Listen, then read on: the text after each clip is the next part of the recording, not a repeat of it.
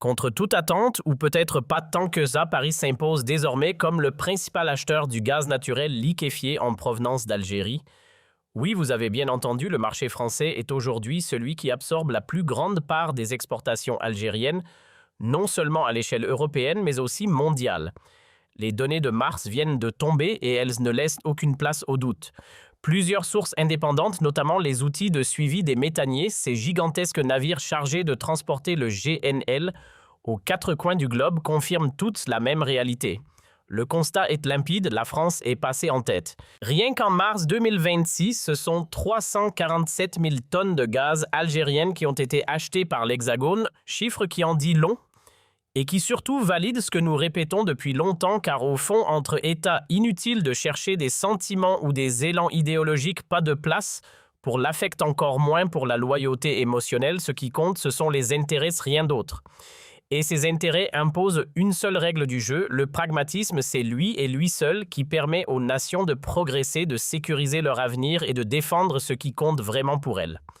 On pourrait croire que tout est brisé entre Alger et Paris, et pourtant, la réalité, c'est bien plus nuancé. Depuis la fin juillet 2024, les deux pays s'enlisent dans une confrontation politique et diplomatique d'une rare intensité, une crise qui s'étire dans le temps sans véritable issue. Voilà déjà près d'un an et demi que l'Algérie n'a plus de représentant officiel en France et, à ce rythme, l'été 2026 risque de marquer, sans aucune célébration bien sûr, plutôt une commémoration amère la deuxième année de cette rupture glaciale.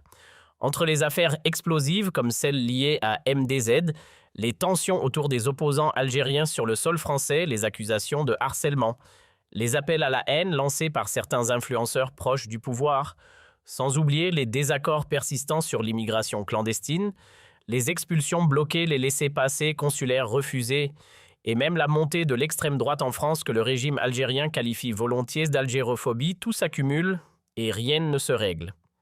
Le climat politique est incertain des deux côtés et malgré les discours, aucune véritable réconciliation ne pointe à l'horizon.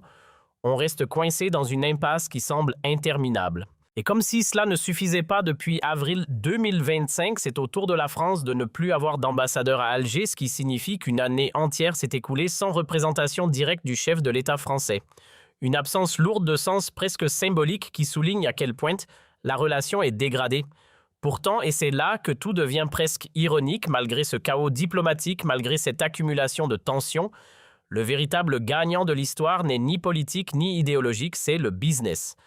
Oui, le commerce lui a continué d'avancer sans se soucier des querelles.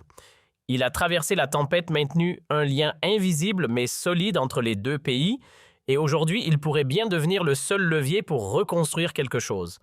Car pendant que les diplomates s'absentent, les transactions, elles s'intensifient. En mars 2026, la France a même dépassé la Turquie, longtemps considérée comme le principal client du gaz naturel liquéfié algérien. Ce fameux GNL, transporté par ces immenses méthaniers sous forme liquide, puis regazéifié à l'arrivée pour alimenter foyers et industries, illustre parfaitement cette réalité. Quand la politique bloque l'économie, elle trouve toujours un chemin. Et là, les chiffres parlent d'eux-mêmes. Et ils sont loin d'être anodins.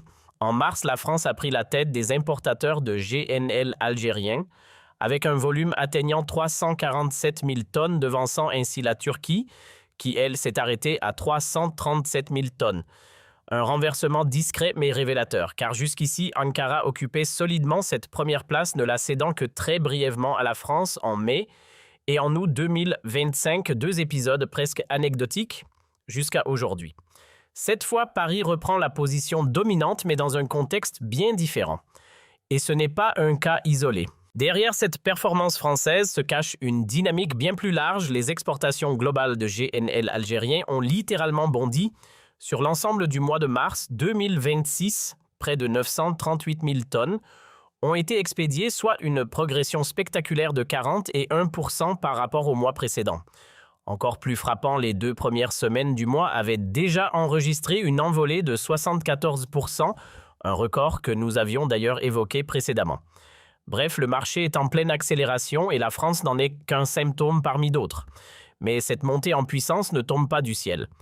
Elle s'inscrit dans une recomposition profonde du marché énergétique européen, largement dictée par les tensions géopolitiques qui secouent le Moyen-Orient. Et c'est là que tout s'éclaire. car pendant que certains acteurs majeurs vacillent, d'autres avancent leurs pions. Le conflit impliquant les États-Unis et Israël a provoqué des perturbations sérieuses, notamment autour du détroit d'Ormuz, un point névralgique pour le transport de gaz. Résultat, les flux en provenance du Qatar, autrefois pilier du marché mondial du GNL, sont désormais fragilisés. Et ce n'est pas un simple ralentissement, entre 17% et 20% de ses capacités de production ont été détruites. Même dans le scénario le plus optimiste, il faudra au moins 3 ans pour reconstruire et jusqu'à 5 ans dans le pire des cas.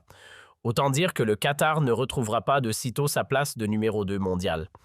Ajoutez à cela la guerre en Ukraine qui se prolonge ainsi que la volonté persistante de l'Europe de réduire sa dépendance au gaz russe et vous obtenez une équation simple, les sources traditionnelles se raréfient. Moins de gaz venant du Golfe, quasiment plus rien de Russie.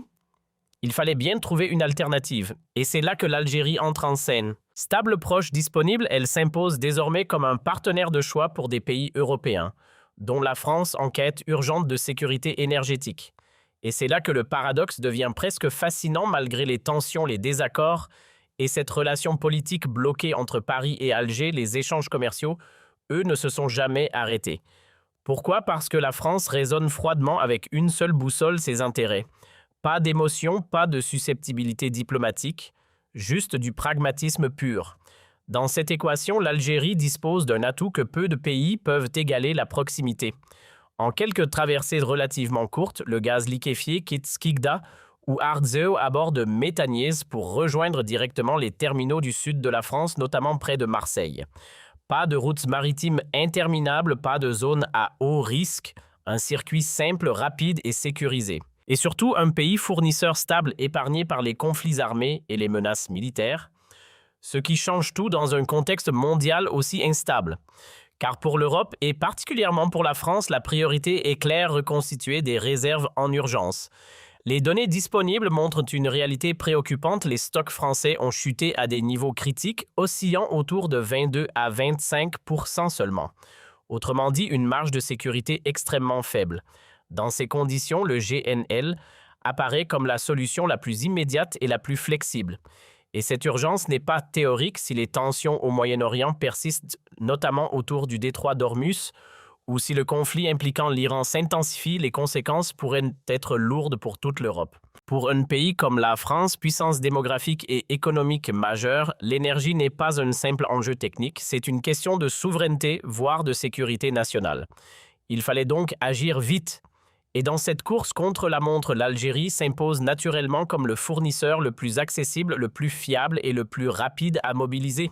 Et pendant que l'Europe cherche désespérément des solutions, les prix, eux, s'envolent. Et l'Algérie en profite pleinement.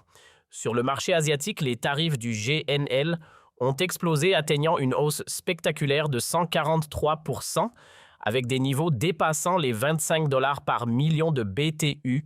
En mars, un record historique. En Europe, la progression est un peu moins brutale, mais reste impressionnante, entre 70 et 4% d'augmentation, avec des prix oscillant désormais entre 16 et 18 $.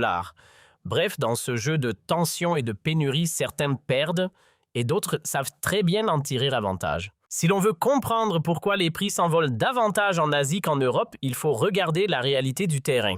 Là-bas, le gaz naturel liquéfié n'est pas simplement une option, c'est une nécessité. L'absence d'un vaste réseau de gazoducs oblige de nombreux pays asiatiques à dépendre massivement du GNL. Et quand on observe la carte, tout s'explique, une multitude d'États insulaires comme le Japon, l'Indonésie ou encore la Malaisie, auxquels s'ajoutent des économies industrielles majeures, Corée du Sud, Vietnam, sans oublier des géants démographiques comme la Chine, l'Inde, le Pakistan ou le Bangladesh. Certains produisent un peu de gaz, certes, mais cela reste largement insuffisant face à leurs besoins internes et régionaux. Résultat, une dépendance structurelle presque inévitable. Dans ce contexte, il n'est donc pas surprenant que les prix explosent bien plus violemment en Asie. Alors qu'en Europe, la hausse reste déjà significative entre 60 et 25%, elle est dépassée par celle observée sur les marchés asiatiques. Et pourtant, même le pétrole, pourtant pilier historique de l'énergie mondiale, n'a augmenté que d'environ 55%. Le contraste est frappant. Le GNL s'impose aujourd'hui comme une ressource stratégique, notamment parce qu'il est flexible, transportable. et utilisable rapidement après regazéification, que ce soit pour les industries ou les ménages. Mais cette praticité a un prix et pas des moindres. Car contrairement au pétrole qui bénéficie d'infrastructures plus simples et moins coûteuses comme les oléoducs ou les barils classiques, le transport du GNL reste complexe et cher. Et pendant que cette demande explose, certains pays savent parfaitement en tirer parti.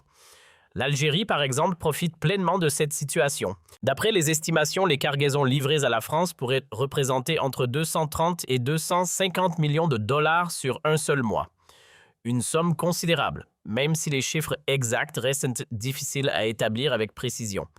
Pourquoi cette incertitude? Tout simplement parce que le prix du gaz n'est pas fixe, il dépend du type de contrat. Car dans ce marché, il existe plusieurs règles du jeu. D'un côté, il y a le marché spot où les transactions se font au prix du moment, celui qui fluctue en fonction de l'offre et de la demande actuellement autour de 16 à 18 dollars par million de BTU en Europe. De l'autre, il y a les accords à long terme ou à court terme qui fixent des conditions différentes. Et c'est justement cette diversité contractuelle qui rend l'évaluation des revenus aussi complexe. Selon le type d'accord signé entre fournisseurs et acheteurs, les montants peuvent varier considérablement. Tout se joue en réalité sur un détail que beaucoup négligent, la nature du contrat. Car derrière un même gaz, les revenus peuvent varier du simple au double, voire plus. Lorsqu'il s'agit d'accords à long terme, les prix sont verrouillés à des niveaux relativement bas, généralement autour de 11 à 13 dollars par million de BTU. Les contrats à court terme offrent un peu plus de flexibilité avec des tarifs légèrement supérieurs, autour de 14 ou 15 dollars. Mais le véritable jackpot, lui, se trouve ailleurs. Le marché spot, c'est là que tout devient intéressant. Ici, le gaz se vend au prix du moment, celui dicté par la tension du marché à l'instant précis. Et en mars, ces prix oscillaient entre 16 et 18 dollars par million de BTU. Autrement dit, dans un contexte aussi tendu, vendre sur ce segment aurait pu rapporter gros, très gros même. Sur un seul mois, les exportations vers la France auraient pu générer plus de 250 millions de dollars. Une opportunité en or, du moins en théorie, car en pratique, une grande question reste en suspens: à quel type de contrat correspondent réellement ces ventes? Sur le plan logistique, tout est clair, les cargaisons ont bien été livrées par méthanier. Mais sur le plan commercial, le flou persiste. S'agit-il de ventes ponctuelles indexées sur le marché spot ou bien d'accords plus classiques négociés à l'avance sur le court ou le long terme? C'est précisément ce point qui détermine l'ampleur réelle des gains. Si jamais ces transactions ont été réalisées au prix du marché spot, alors là, il n'y a aucun débat. L'Algérie sort grande gagnante. Avec une hausse globale des exportations de 40 et 1% en mars, les recettes pourraient être particulièrement élevées. Mais la réalité est souvent moins spectaculaire. La majorité des ventes algériennes reposent encore sur des contrats à long terme, notamment avec des partenaires comme la Turquie ou la Grèce. Et dans ce cadre, les prix sont bien loin des niveaux actuels du marché. Ces accords négociés bien en amont plafonnent généralement entre 11 et 14 dollars, même avec certaines clauses d'ajustement. Impossible donc d'atteindre les 16-18, voire plus de 20 dollars observés récemment sur les marchés européens, et encore moins les sommets dépassant les 25 dollars en Asie. Autrement dit, si le marché flambe, tout le monde n'en profite pas de la même manière. Et dans ce jeu subtil entre contrats rigides et opportunités immédiates, tout dépend du timing et des choix stratégiques. Contrairement à ce que l'on observe avec certains partenaires européens comme l'Espagne ou l'Italie, où les accords restent solidement ancrés dans des contrats de longue durée, la situation avec la France semble bien différente. Les anciens engagements auraient été au mieux renégociés, au pire abandonnés. Et c'est précisément là que tout devient intéressant. Car si ces cadres rigides ont sauté, alors cela ouvre la porte à une toute autre stratégie: vendre, en se calant sur les prix du marché au moment opportun. Autrement dit, si Alger a réellement joué la carte du marché spot avec Paris, alors elle a frappé très fort. Dans un contexte marqué par les tensions liées au conflit avec l'Iran, les prix sont atteints